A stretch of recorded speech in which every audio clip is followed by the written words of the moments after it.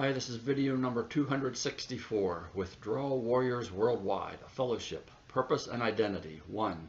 We are an international fellowship of individuals who have chosen to discontinue the use of prescribed psychotropic drugs. 2. Our sole purpose is to support one another both individually and collectively as we each travel the road to freedom from the use of prescribed psychotropic drugs and their adverse effects, both while we are taking the drugs and as we withdraw from them. 3. For the purposes of this fellowship, we are not licensed medical doctors, therapists, counselors, psychologists, or licensed in any other medical occupation or profession, nor do we claim to be licensed medical staff with respect to this fellowship. 4. We do not offer medical advice. As such, it is important for each member of this fellowship to be in contact with appropriate medical staff as he or she undertakes the endeavor to discontinue the use of prescribed psychotropic drugs. 5. This fellowship has no opinion concerning the current general practice of prescribing psychotropic drugs or any other social issues.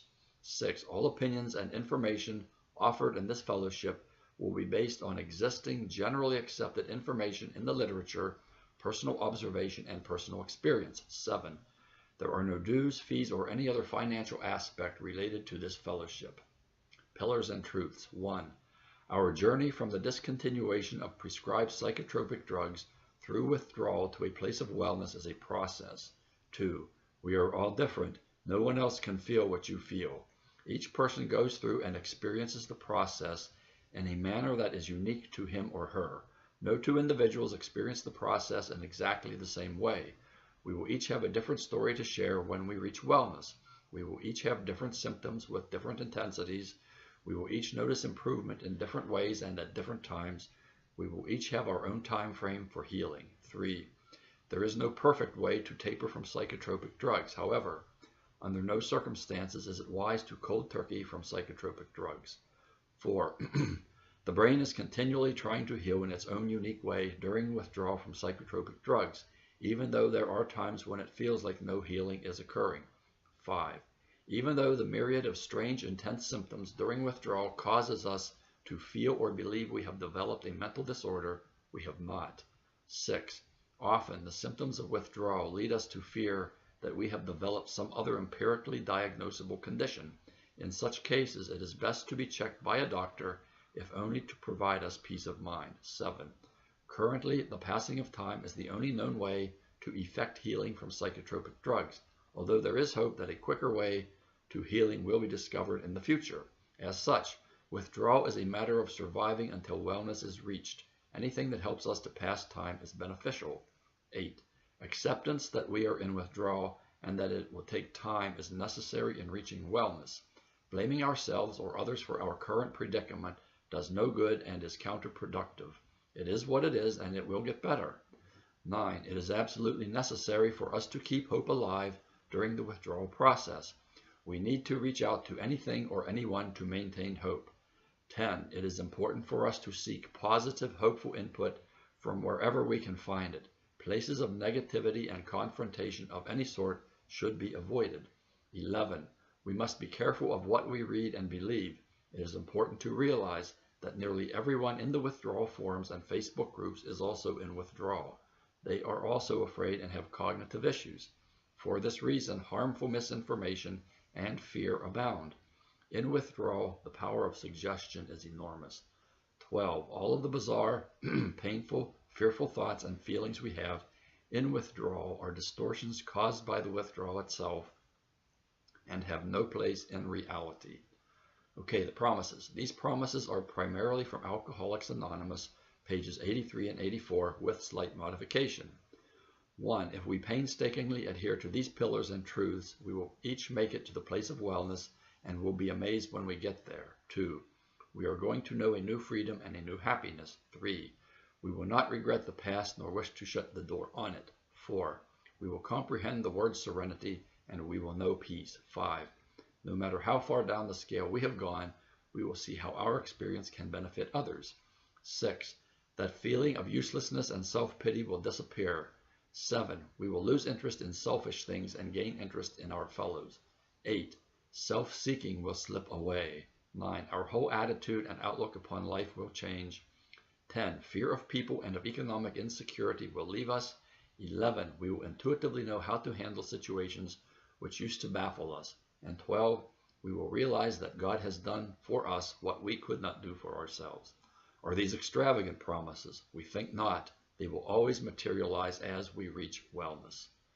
Okay, today, sunny again today. Pretty nice, not quite as humid. No storms in the forecast, so I think, by the time I'm done with this, you should still be able to see me pretty well. Okay, my son was here earlier today. We were at church, and we came home, and my son came over, and we talked a lot about all kinds of different things. In his situation, I've talked about like this situation, this thing that it's kind of like he's kind of going through with someone else. In that situation, there are a lot of individuals, like some of whom I know myself, and I actually came to know them because they were polydrugged. Okay, a lot of different people in this particular situation, and in other things in my life, where there are individuals I know who are polydrugged. So I've approached a number of these people, and they know my story, and they know what I went through, and that there was polydrugging, there was like drugging with benzos for a long time and that. But they still, even with all, they see how happy I am and everything and how good I am, they still have this underlying or overlying belief that they need the drugs. They need them. They just, they've been told by their doctors and psychiatrists, you need these things. Which to me is, I can see like some of them, they don't know who they are. They've been on these drugs for so very long. One had, I guess a long time ago, he had his own dental practice, and I guess something went wrong and it went bad, and he had some anxiety, depression, and so forth. Maybe anger. He got on, he's on a bunch of different drugs. Another guy, he's actually involved with someone that my son knows. I came to know him because this particular person he knew, the father was like being polydrugged in that, and like was like crying all the time. I've talked about him before, and he knows how good I was, but yet he's still all drugged up. So, and it makes me think of like the warriors that you people really are. You guys are warriors. You really are. This is not the easiest thing to do. You're certainly aware of that, but I think you understand that the drugs, you don't have to be on these drugs. They do benefit some people. I am certain of that, but you have come to the place of truth, I think, for you that no, these drugs are actually like harming me. They're affecting my life adversely, and you're getting off of them, and that's excellent. But you have to be a warrior to do this, and you all have warrior spirits, and I've named this thing the right thing, Withdrawal Warriors Worldwide, and that's what this is. And that's when I think of these particular individuals, I think they've kind of bought into like probably what's a lie for them, really. But you've chosen the road to me, freedom and happiness, and that's cool. Okay, today I'm gonna have sort of a hodgepodge of things. I'm gonna get into some things here that I don't know which way they'll go. A lot of them probably go on rabbit trails. I don't know. Was at church today. We sing a lot of songs at church, and we sang one today that I remember singing when I was in withdrawal. I think it's called Good Father. And the words go, you're a good, good father. That's who you are. That's who you are. I am loved by you. That's who I am. That's who I am. And it's we are the object. I think a lot of times in withdrawal, like people of faith and so forth, we think we have lost our faith and we haven't tried hard enough or something. We got to do better at holding on to our faith, and we're losing it, when it's, in fact, that's like we're kind of blaming ourselves, when in fact, all that we are really, according to the song, is I am loved by God. I am loved by the Father. That's who I am. It's not, my identity is not in my great faith that, I think I have to somehow earn or gain or whatever or show. It's in, I am the object of God's love. That's what I am. And I remember being in withdrawal and hearing that song. And there were not many times in my withdrawal the tears would come to my eyes and I would cry. But that was one song that did make me cry.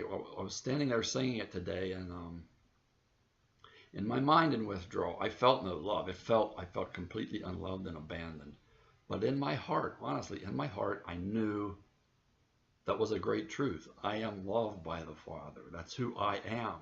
Even though it didn't make me feel any better, it brought tears because I knew that is a great truth. That is, of all the truths that there are, that's the greatest one. And that's where my identity was. Anyway, we sang that song today, and I just wanted to talk about that a little bit. Last night, Harold did come over for dinner. We had spaghetti, and then for dessert we had raspberry crisp with ice cream. He can't eat dairy, so my wife got him cashew milk ice cream. It's non-dairy, but it's really, really good. So he had that. We had regular ice cream with raspberry crisp. Man, I don't know if it gets any better than that. That was excellent. The spaghetti was really good, and we sat there and talked a long time. Harold talked about something that's going on in his life. He talked with me, kind of like a personal thing, but he's a great storyteller. He's a great storyteller. A lot of things happened in his life, especially when he was like in college and in high school. And I've heard a lot of his stories. I heard another one or two last night that I had never heard, but it's always fun to listen to his stories. So anyway, last night we're talking. We had originally intended to go. It's it would be next weekend. No, weekend after this coming one, up to Boston, watch the Yankees and the Red Sox, visit Michelle and maybe some other people up there. But then he got this thing, on a part, kind of like a reunion down south where his sisters live. And last night he was saying, we need to go to Boston. I talked to my mother, she thinks. But then while we were sitting there talking, he got a phone call from his one sister. And she's saying, well, I just met a couple more relatives that we've never met. And she was all excited. And, it'd be great when you meet these people. And like, I could hear it on the phone. I thought, man, we got to go. You got to go down south. And so I said, well, how about if you drive, I'll go down with you. Like, I will come down. So tentatively, we are going down south. We're going to leave here next Wednesday, the 12th. Okay. And we're going, first of all, to Stone Mountain, Georgia. Okay, we should arrive there like sometime late Wednesday, I guess. We're leaving very early Wednesday morning. Okay, so that'll be the 12th. And then we're going to stay there. Probably, he has a niece that wants to get him to a Atlanta Braves game and that. And then on Saturday morning, the 15th, we're going up to Anderson, South Carolina to this reunion. I don't necessarily have to go myself, but I'm not sure. These are just tentative plans. We're going to be up there till like 10 in the evening, and then we're going to go back down to Stone Mountain, Georgia, and then leave the following day, the Sunday, and drive back up here. So that's kind of my tentative plans. So like whoever's listening to this that lives down that way and so forth, those are the actual. It sounds like they're probably going to be pretty much the plans. We'll see though. We'll see, but Stone Mountain, Georgia, and then Anderson, South Carolina. They're kind of like our two destinations. So I don't know who lives where and all that. I just thought I'd throw that out there. Okay, my time here is, wow. Okay, I got an email, a few emails here. One was a Facebook message, which I really want to get to. Okay, the first is an email. Thank you for answering my questions on your video. That was the one about all of those different symptoms and so forth and some other things. She sent me another email. Okay, her first question, did you have low stress tolerance? And if you did that go away? It did go away, yes. And I had it big time. Anything, even the slightest little thing would just absolutely stress me out. There were so many things. Let me think of an example. One thing, early in my withdrawal, before it got so bad that I could not do any exercise anymore, I would get on the elliptical, okay, for like 45 minutes, and I sweat like crazy and this and that. And I noticed that as I sweated, my sweat would go down onto the base of the elliptical machine, and there were little screws in there, bolts, screws, whatever, like to keep the base on. And I noticed over time that they were getting a little rusty from my sweat, and I was absolutely freaking out, thinking like in a couple weeks, like the base is going to be ruined. I'll have to buy another elliptical. And then every so many weeks, and that was like stress. That was like super, and that's such a trivial, tiny little, it's not even anything to worry about. It stressed me out so much that I cleaned out like where the screws were and that. And then I actually put like paper towels and stuff in there just to make sure that it didn't rust out and I wouldn't have to buy an elliptical every 2 weeks. It was insane. But that's like not even, that's a tiny little bit of stress, but that's just an example of like how, yeah, stress was bad news for me. And it did go away once I started feeling better mentally. That all, little things like that, like it's just, I can laugh at it now, but at the time I thought, well, I'm gonna go through all of our money because I'm gonna have to keep buying ellipticals. So, well, anyway, I quit doing the elliptical not too long after that anyway because my withdrawal got so bad. Okay, and then she goes on to say, she's the one, she has a lot of agoraphobia. Okay, I have to work on the agoraphobia going out and even in my house. Okay, she has like special rooms in her house that are safer for her than others. Any recommendations on that? I'm scared I made myself worse when my symptoms got worse. I stopped trying to go out. Also in February, I started having panic attacks going downstairs in the evening. So that has still been an issue and I have to work on that. Is it common to have like a safe place? I'm in my bedroom a lot and I guess that's how I feel. I need to work on that also. It's hard when I feel horrible to work on this stuff. I just want my normal life back. I'm going to start to watch the other videos, keep asking questions, and maybe your other videos have answers to them already. Once again, thank you for your time. Okay, yeah, the other videos, I try with each video, as you know, to write general subjects on there, what the video is about, but I have found that, I mean, that gives you a little bit of an idea what's on that video, but a lot of times I go on like a rabbit trail when I talk about things that are like pretty much completely unrelated.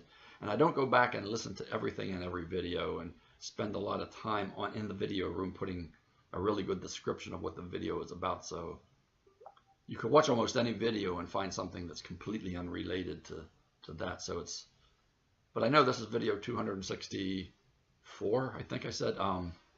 That's a lot of videos. So like trying to find any particular thing could be really hard to do. It's almost just pick one and listen, I guess. I don't know. This seems kind of strange to me that I've done so many videos, but anyway, okay, the agoraphobia and all of these things, like working on that. For me, it was not, my healing was not bound up in making myself do things. That was not necessarily, I don't think that made me heal any better or faster. I did things, and I didn't do a lot of things, okay? Please don't get the idea that, well, Don just ran around like normal and felt normal. That was not it at all. I tried each day to do at least one thing, maybe two. Sometimes, like as I said before, maybe just walking out to the mailbox, like down the driveway, but try to do something, not so much that it was going to make my healing better. I didn't want to forget how to do these things. That was one thing. If I did happen to get well, I wanted to remember, well, this is how you do this, this, and this. I'm still accustomed to doing those things. But the other thing was it had a psychological benefit, I think, to some degree for me. It was like, okay, I'm still trying. I was able to do this thing. No matter how tiny it was, I could look back on the day and say, that's the thing I did, or I did those two things today. Even if it was just going over to the grocery store and I would push the cart sometimes for my wife. And that's what I did. I couldn't do anything else. And I didn't feel good about it. I had derealization, dizziness. But if I could just say, I did that today. I went over there today. Or I walked out and got the newspaper. Or I walked out and got the mail. Or something like that. It's not like I did some incredible thing. And I was very agoraphobic, even doing those things. But I didn't try to, well, I have to try hard to do this, this, and this, and do as much as I can. It was not like that. It was more, do a little thing. Just do a little thing, because that's a sign to myself, you tried. You did this one thing, and that's a plus. It wasn't a big plus, but it was like, at least I could give myself credit for something at the end of the day. That's kind of how that was. So I'm not saying like you need to like try with all your might to do as much as you can. Try just to do a little bit. Just a little something for yourself to like you can look back and say, yeah, I did that. Okay. Let me see where I'm at here now with time. this one I want to get to. This is a real interesting one. It made me think a lot. I want you to understand too that when I read your emails and messages and that, some of the things, I don't look at things as like, this is a slam dunk, boom, boom, boom, this is the answer to this. I try to, even as I'm sitting, I'll sometimes make little notes, but even as I'm sitting here, I'm thinking, I'm trying to put myself in your position, trying to remember how it was for me, like honestly how it was, because I think that's more beneficial. I don't want to sound like I have all the answers, because I don't, but I can tell you what I went through and like what I was thinking and feeling and that I do give these questions and comments a lot of thought. I mean, even while I'm just sitting, you can probably tell I'm looking off into space trying to think of what I'm going to say. Anyway, this Facebook message. I never said thank you for all your videos. They are a tremendous gift to our community and help so many people, including me. I listen at night before bed, and it helps calm me down. Thank you so much. That's pretty cool. Okay, let me see. Since you are doing one per day and getting a lot of questions, I figured I would send another. Okay, this is interesting. I'm nearing 18 months off a kindled cold turkey. Okay, my third one according to my medical records. Okay, so she came off 3 times. My dog had to have surgery, and I am fully obsessed with worrying about it and having tons of intrusive thoughts. People who are healed always say they can deal with anything and are tough as nails now. Will I ever be able to handle things like this again? I've been to the vet twice in the last 24 hours, and they've reassured me over and over that he will be fine, but it's like my brain doesn't believe it. Okay, I did give this one a great deal of thought. I try honestly to put myself in this young lady's position, because I can tell it's like, I mean, 18 months. I thought about 18 months, where I was at 18 months, how I was feeling. And then I thought about some other things too. So to me, there's kind of like, I'll call them 3 parts to this, okay? Okay, 2 of the parts are like what I call shared experience, like based on like, sort of like closeness. As we're going through withdrawal, we develop a closeness, sort of like an intimacy, a bond, whatever, with certain individuals. And I will call, for this particular person, I know she loves her dog tremendously, and I'm pretty sure, you know, he's been there for her through this whole thing, and he's like a companion and someone who shared, you know, things she shared with. Okay, and I put people like that, or people, this is a dog, but what I'm going to do is kind of like compare. For me, it was my wife, you know, but for this young lady, it's her dog. That's who was there. And I call these entities, I'll call him a person too. Like these people, they're the ones who have our back. They have our back in withdrawal. For her, it was her dog. For me, it was my wife. And for me, it's like anyone who is there for us during the process of withdrawal when we're sick. They have our back, so to speak. They can discern, sense, understand that something's wrong, that we have hurt, that we have needs. But they don't know, they have never felt that hurt, but they can see it, they sense it somehow. And I think dogs probably, I've never had a pet dog, but I think dogs are probably pretty good at that. I used to watch Lassie when I was little, and Lassie could always, you know, think and feel to see what, you know. Of course, that was just a show, but still. And I have heard that from people that like their dogs know them and they know their dogs. So that's cool. So I think those who have our back, like for me, my wife, she took care of me. She understood something was really wrong with my husband here, but something was wrong with Don. And I think for this particular young lady, her dog understood, like, and he was the companion. He was the one there helping her through. And you don't even need words to help someone through this. You just need to be there.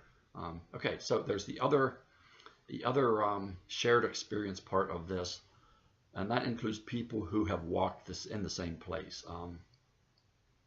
They're not necessarily there in a physical sense, but they have walked in the same place. Someone else who is either going through it, or even better, someone who has survived withdrawal. There's this bond that forms, and it's not like any other bond.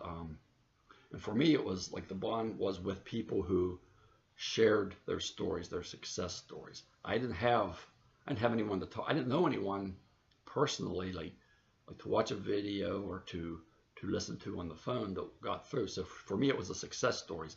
It was very strange. 3 o'clock every afternoon, I read those stories, and it was like I knew these people somehow, because I knew their suffering. I read their stories, and they're telling me these kinds of things, and I can tell. I mean, there's always that in withdrawal. There's like, are they telling me the truth? But I could sense like, well, at least I know they went through it because of what they're writing their experience to be. I could tell that those are the feelings, those are the thoughts I have. So I'm thinking, like this particular young lady, like her dog, and that's he kind of like had her back, like my wife did for me. But there's still this strong bond, and even for me now, it's there's this bond. It's maybe it's something.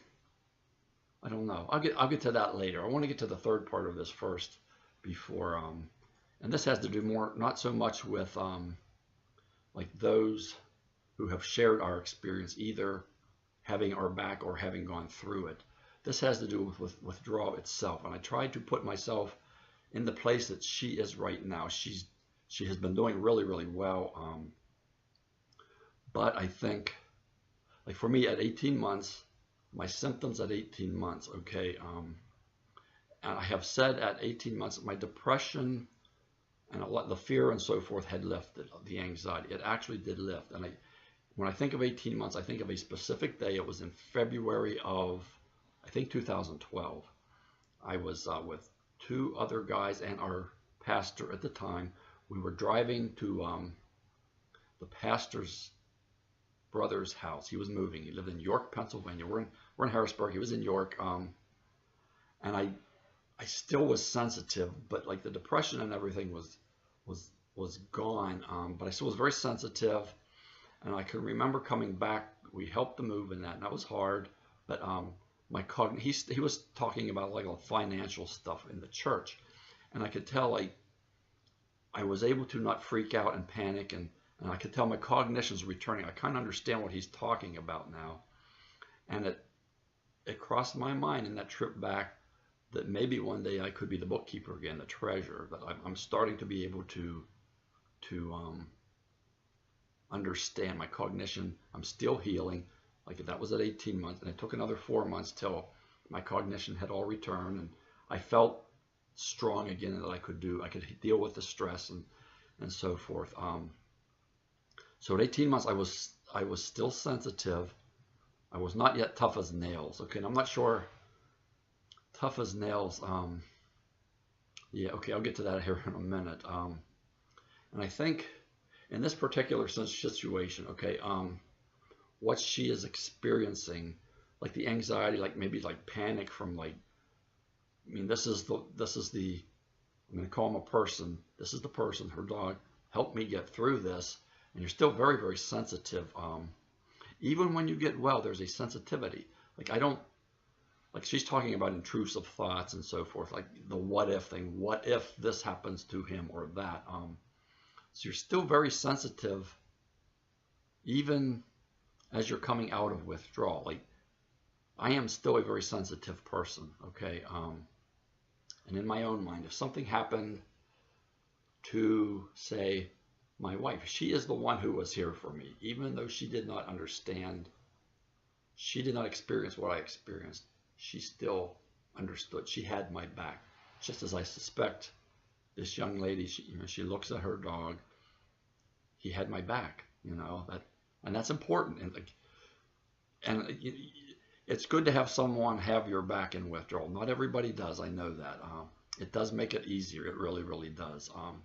So I'm thinking like, she's thinking, what if something happens to this one who had my back? And that's a normal emotion. That's a very normal emotion. But I think too, we are just very sensitive too. Like at 18 months, I still was sensitive. I am a sensitive person. It was not a fear. It was more of a normal emotional thing to go through, but there was this sensitivity still. Let me see, I have something else written here. Like for me right now, the thing, like the thought of like something happening to the one who had my back, that's still, I can get emotional about that, because that's the person who was taking care of me, who saw me through it. But I can also get very like the other kind of like not to have my back, but the shared experience. People that I have met over these years that I've been doing things in the withdrawal forum. Um, when something happens to someone, that can really get to me. Like someone who, for some reason, does not make it. That can knock me for a loop because it's a shared experience. I can hear of someone else in my life that I know, an acquaintance, who passes away, and it's not the same. So there's something about shared experience that, and I don't fully understand it. That's very emotional, very emotional. Like for me to be able to meet face to face with someone who has gotten through this would be, I've never done that. I don't know. It would be emotional for me because it's like we have both been in hell and we both somehow got through. So anyway, what I'm talking about basically is there is still a sensitivity. And I think, believe it or not, withdrawal makes us very sensitive in certain normal ways, maybe ways that we never were before. I don't know that. I think back on the time, like my father, when I was a teenager, and I remembered thinking about when my father was not going to be here anymore, and I would cry, and he wasn't even sick yet, but I spent my emotions then, my sensitive emotions then, and then when it actually happened, I had already spent, the sensitivity there, and when it actually happened, I was in the Air Force, and I wasn't happy about it, but it's like I had already grieved for him. So I think, in many respects, this has a lot to do with like her particular situation. What if, and it's like a grief. It's like, what if something happens to him? It's a kind of grief, and it's really normal. It really, really is. So I don't think it's not so much the withdrawal, that like the intrusive thoughts, the what if thinking in that. I think it's kind of a grief feel, and it's normal. That's very common. But when you come out of withdrawal, you're extra sensitive. So I don't know if I've helped her here or not, but I try to put myself in that position, like the person who has your back, her dog that, helped her through this. I know that he did. And this particular young lady, she's very kind, very caring and compassionate person. I can tell. I've talked about her some before, and I think that's part of being sensitive too and compassionate. But yes, the tough as nails thing, that's different. That's when you are confronted with a situation that used to just, in withdrawal, or maybe even before, put you on your knees or bother you or give you anxiety or freak out or stress out over it. It doesn't. When you have the tough as nails part, it's like, I can do this, I can get through this. But when the sensitivity of like someone who has had your back and helped you through something as horrendous as benzo withdrawal, it's like that's a little bit different. That's like a sort of like a grief thing. There's just a tenderness there. There just is. It's hard to explain. But it's not like it's not that you're not tough as nails, or you don't have the backbone of titanium. It's not. This is a different sort of situation there. So I don't know that I've helped or not, and if I confused anyone here, but maybe I confused myself. I don't know. But there's more that could be said about that.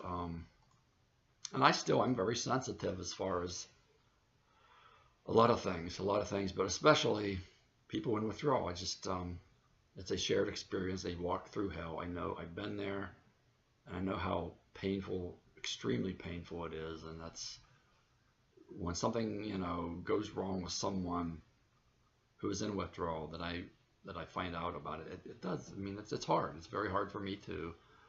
So anyway, I got this other email, and this is just kind of like an add-on here. I got this morning it's actually from Michelle. She had, I think she had met with someone who is, he's an advocate of those in benzo withdrawal and this whole prescribing of benzos and that. He himself has not been through withdrawal. He worked in this particular part of medicine, I guess as a counselor or therapist or someone. He saw how things are prescribed and so forth. But anyway, and this kind of goes along with what I was just talking about. She writes, "It's strange, but although I felt some relief, like from meeting with this guy, and some validation about the meeting, I also felt a very deep sadness. It's overwhelming, really, like the floodgates of sadness have opened. Underneath the anger and disbelief about the whole thing, there is a great, utter sadness." And there is, even for me. And I think for people who have gotten through, we look back on the pain that we went through, but it's not just that. And I'm sure for Michelle, it's like you look at what's going on, at what continues to go on. Not only like people that we know right now who are going through this, and we know some mutually we know some people, but people who will be coming along later, and it's just it's sad. It's cruel. It's unnecessary. It's a suffering that is completely unnecessary. And even though we're happy, joyous, and free, there's still it's a sadness for all of you and for others who are going to come. It's just because it's unnecessary. It's just unnecessary. So anyway, she goes on here, and this is a little bit more positive. So on a more positive note, I think, I also found out a very interesting fact. July 11th, which is World Benzodiazepine Awareness Day, is also the feast of Saint Benedict. Okay, the feast day is the day that the saint died. He is the patron saint of the exorcists and also of people who have been poisoned. Sure could be coincidence about the date, but interesting nonetheless. Okay, and that is interesting. Like he's the patron saint of exorcists, the exorcists, which in many ways, like getting through withdrawal, you're exorcising something. It feels like, because it feels like there's something that's really nasty going on there, but also people who have been poisoned, which is that's kind of what it is. Yeah, that's very interesting. She found that. I don't know, is that coincidence? I don't know. And it just happens to be Heather Ash's birthday and World Benzodiazepine Awareness Day. And, Benedict died on this day, and he is the patron saint of all people who have been poisoned. That's very interesting. Kind of cool, but I thought I'd throw that in there for something interesting. So that's what I have for now. The email or the message about the tough as nails. This young lady is tough as nails. I can tell. But what she's freaking out over is, I think, more of a sensitivity. Someone who had her back as she was going through this, and how sad it would be if that particular individual who is her dog, something happened to him. Because I understand that completely. I do. Even though I've never had a dog, I do understand it. I do. There is, when we get through withdrawal, it does not mean we are no longer sensitive and we have a shell around us and don't let anything touch us. That's not it. It's more of like the tough as nails is like we have the capacity to get through, to look at things and say, I can get through that, because we went through something that's so incredibly horrendous that like whatever is ahead of us is not a big deal. We can do it. But there is also still a sensitivity. We are filled with compassion. It's like the promises. We will see how our experience can help others, and we have a compassion for other people. Almost everyone I know who's gone through withdrawal is like that. Not every single one, but most are. It's like you have this new sense of compassion and sensitivity and feelings for other people going through it. So it's tough as nails is one thing, like compassion and kindness and sensitivity. That's different. They coexist, okay? But I guess I've said enough about it. But anyway, that was an interesting message, and I'm glad she sent that to me, and I hope in some way that helped a little bit. Okay, Sunday here, I'm going down probably to have some more some vanilla ice cream with that raspberry crisp that my wife made, and maybe a few pretzels first. I don't know. This is my carb day. Like Sunday afternoon is often my carb time, and that's I don't eat a lot of carbs otherwise usually. But anyway, so that's what I got for now. probably be back tomorrow. Got a lot of different things going on tomorrow morning, but I'll probably get back here and after I get some emails and some messages, I'll come back and talk to you a little bit more. So till then, as always, I'm right here, and I will be right here. Bye-bye.